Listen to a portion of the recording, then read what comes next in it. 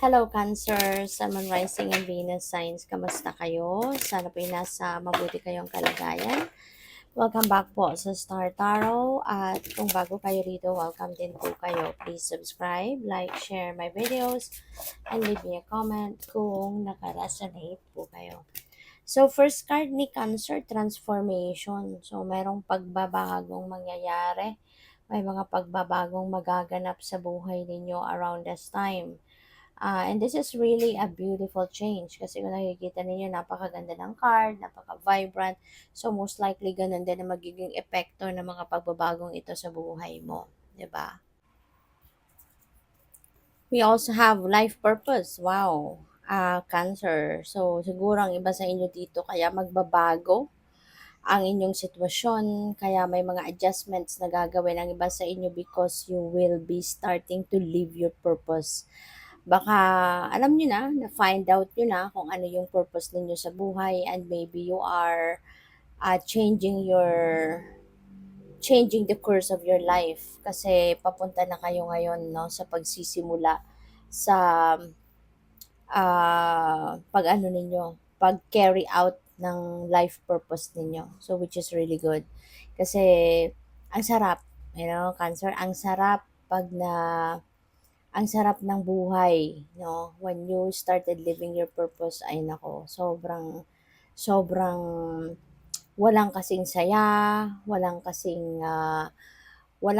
fulfilling, kaya iba yung sayang mararamdaman ninyo. Sobrang lalim ng saya na mararamdaman ninyo when you started feeling, or I mean, when you started living your purpose.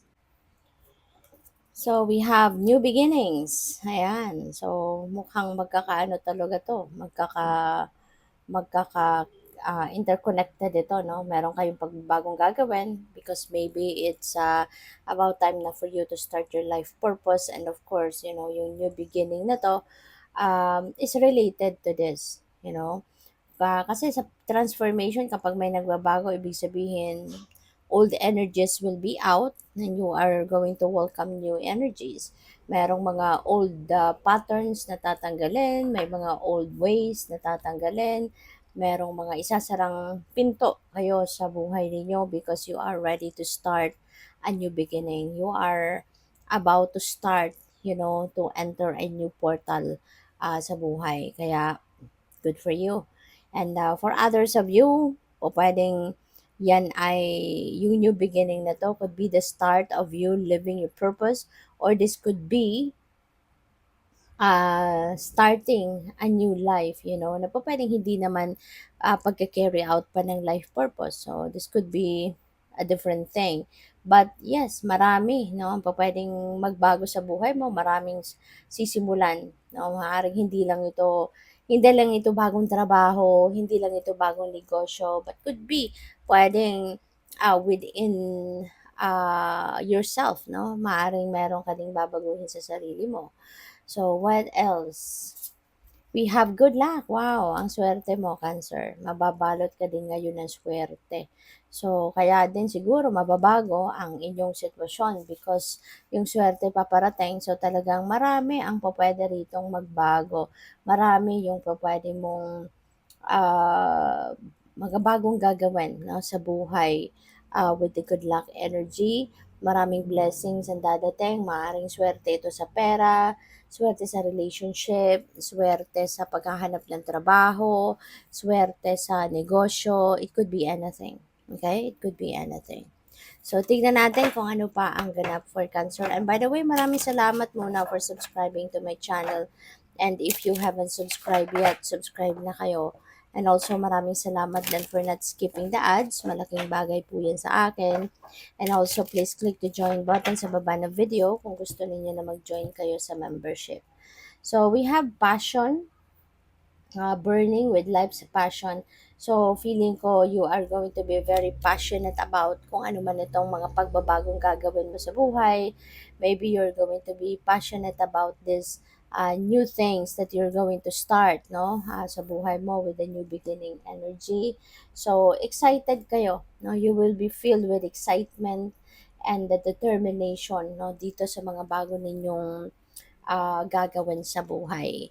We have serenity, be calm, at maganda rin, no? Siguro, kaya ninyo din siguro ma-figure out kung ano talaga yung purpose ninyo sa buhay because dumating na kayo sa puntong kalmado kayo, kinalma ninyo ang sarili ninyo, nakapag-contemplate siguro kayo, nakapag-relax na, nakapag-reflect na, kaya kumbaga nandoon kayo sa stage na you're peaceful, you know? At dito siguro ninyo na-realize na it's about time na for me to change the course of my life.